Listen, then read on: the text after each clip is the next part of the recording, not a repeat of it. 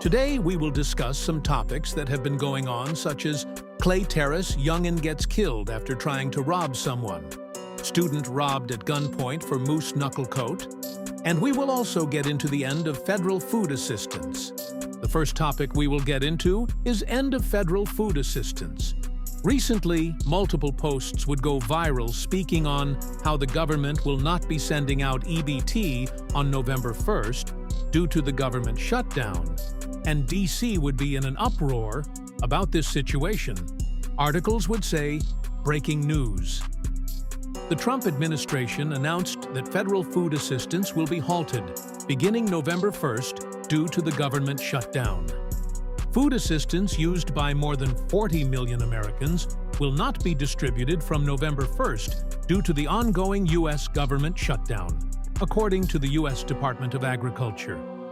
The Supplemental Nutrition Assistance Program, SNAP, is used by 1 in every 8 Americans and plays a vital role in many grocery budgets. The Trump administration has been criticized for refusing to release nearly $6 billion in federal contingency funds for the Supplemental Nutrition Assistance Program, SNAP.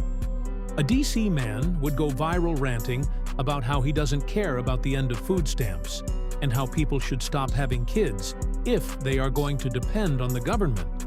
Do you agree with this man? Or does this food stamp situation affect you? The streets would react. One time, a lot of motherfuckers thinking it, but they ain't gonna say it. Listen here, I don't give a fuck about y'all losing y'all food stamp. I'm 25 with no kids. I get up at 6 o'clock to go to work, and at the end of the work, I go coach kids. It's just not hard for you motherfuckers out here with kids. It's hard for us too. And I no way do I want my hard-earned tax money going towards you and your 9 kids just because you couldn't get off your back and go get a job or tell a motherfucker to wear a car. So no, I do not give a fuck because you're losing your benefits.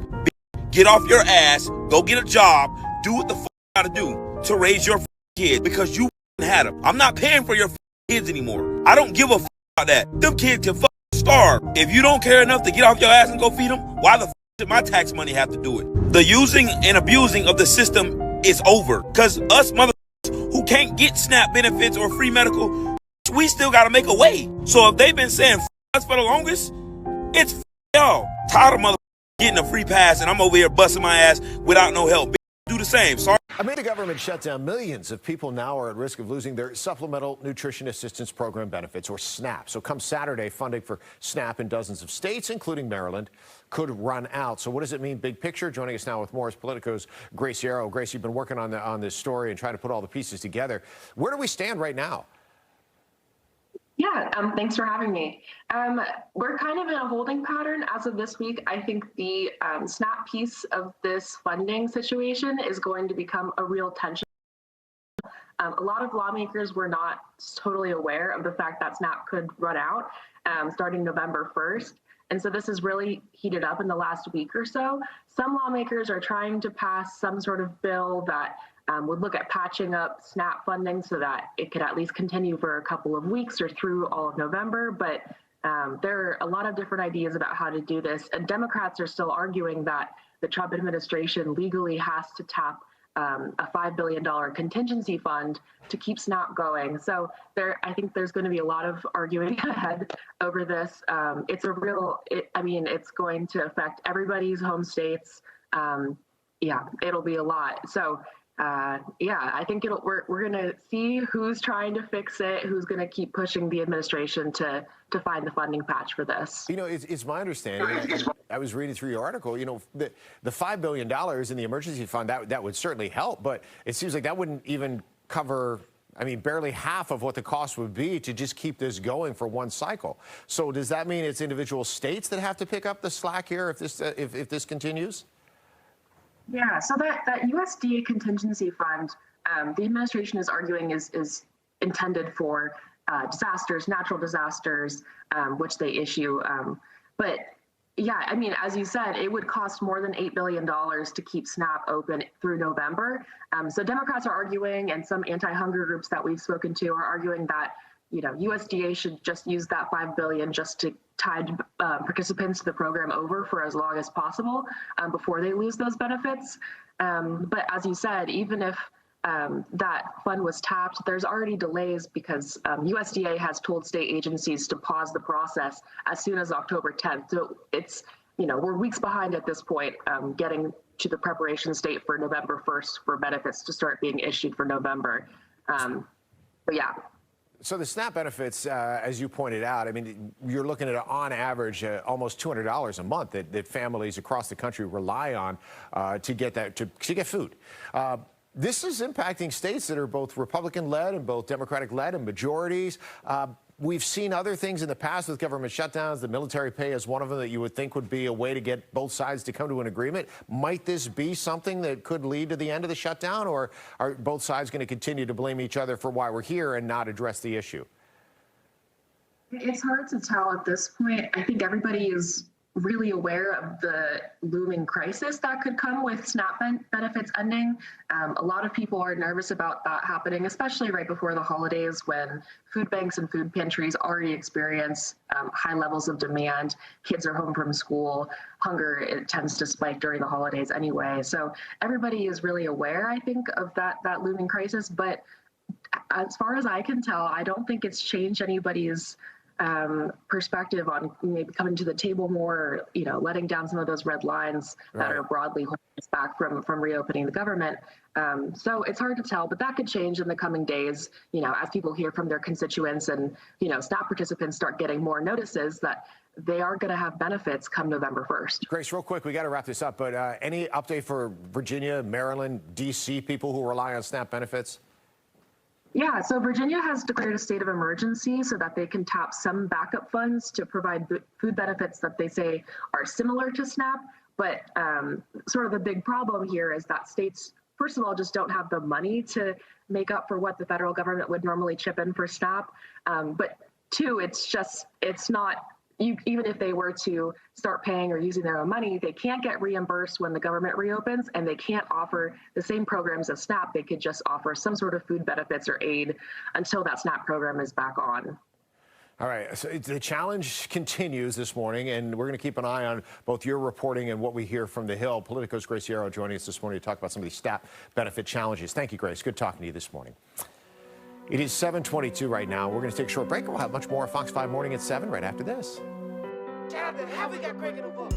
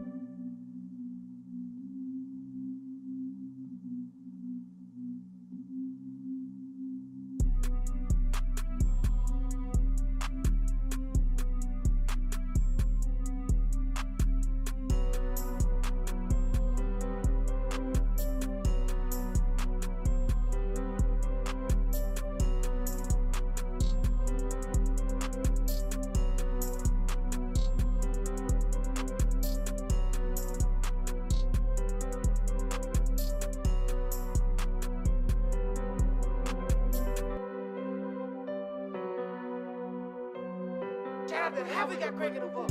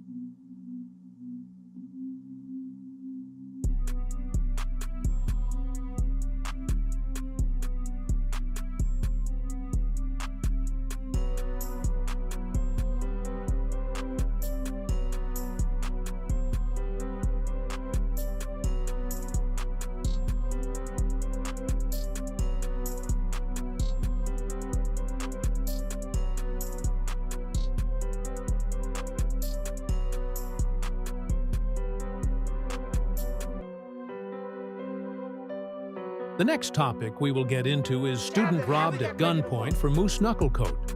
Recently, news would break that a student was just robbed for his designer coat in Bowie. And articles would say, student robbed at gunpoint for moose knuckles jacket near Bowie High School.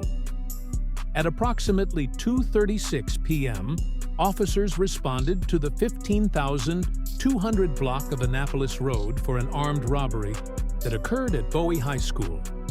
An individual approached a student and robbed them of their moose knuckles jacket and fled in a black Acura. The student sustained minor injuries and was taken to a nearby hospital for treatment. A bystander attempted to follow the suspect's black Acura, but stopped after the suspect fired 2 shots in the air. Moose knuckles jacket robbery. Police released suspect vehicle photo after student targeted. Police are stepping up patrols after a student was robbed of a high-end coat near Bowie High School, followed by gunfire. Fox 5's Stephanie Ramirez reports that police across the region have previously warned about thefts targeting expensive coats and sneakers.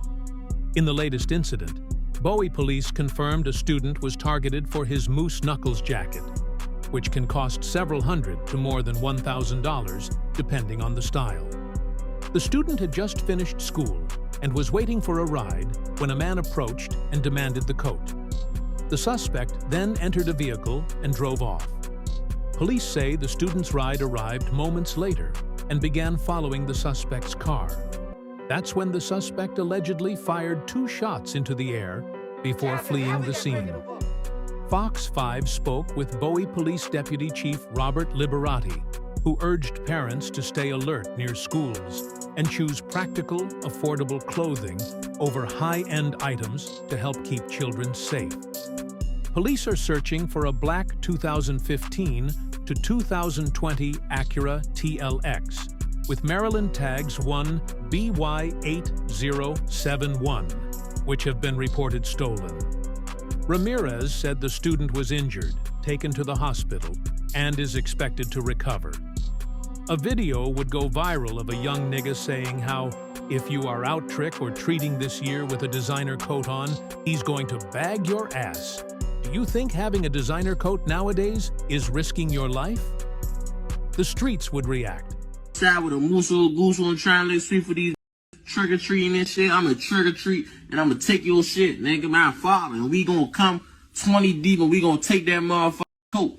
Don't get bowed for a coat, you hear me, my father. In Bowie, police are stepping up patrols after a student was robbed of a high-end coat followed by gunfire. Fox 5's Stephanie Ramirez is live outside of Bowie High School this morning with a warning to all area students and families.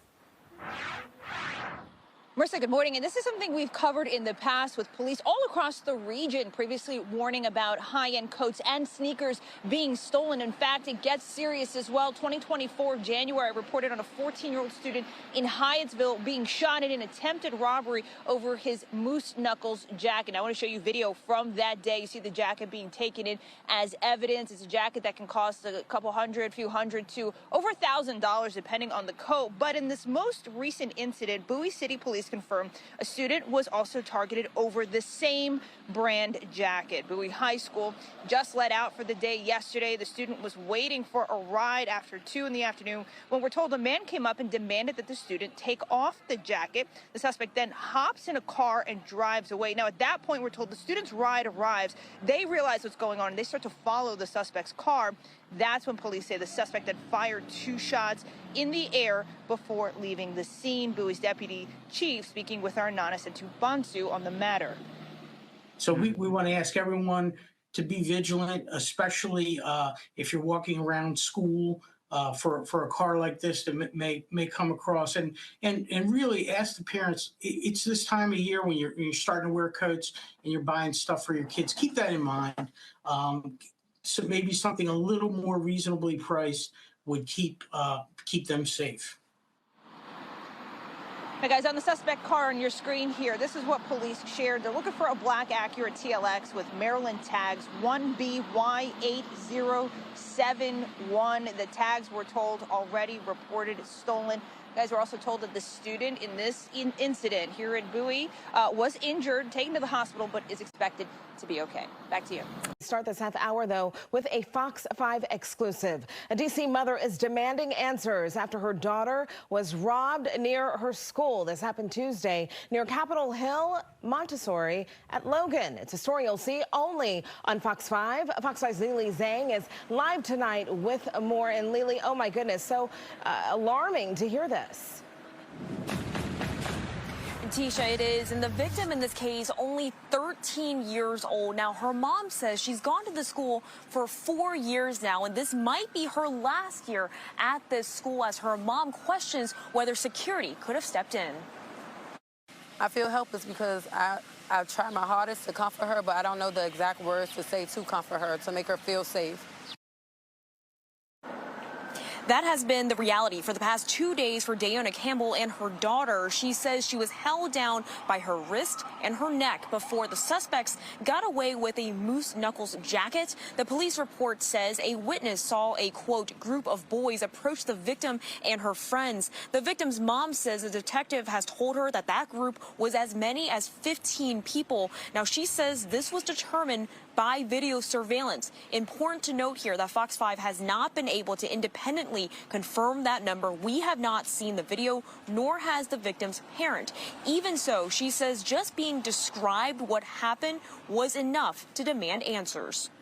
It was breathtaking because I wasn't here to protect my child.